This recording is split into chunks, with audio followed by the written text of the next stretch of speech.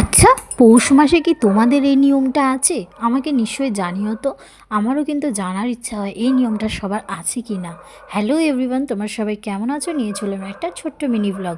দেখো, বিউলির ডাল আর বাড়ির যে চাল থাকে সেটা কিন্তু আগের দিন রাত্রে ভিজিয়ে রেখেছিল। পৌষ মাসে কিন্তু এরকম সরু চাকালি করে খেতে হয়।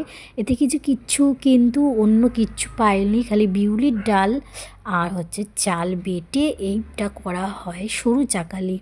আর দেখো, যেটা দিয়ে এখন আমি এটা ঠিক করে শেপে আনছি, এটা কি বলো তো? তালপাতা।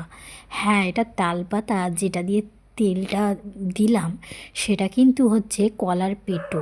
এটাই কিন্তু নিয়ম এই পিঠেটা করার। আর এটা কিন্তু আমাদের বাড়িতে পৌষ মাসে করে খেতেই হয়।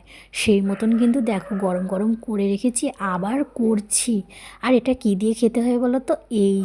এই গুড় দিয়ে খেতে হয়। খেতে কিন্তু দারুণ লাগে।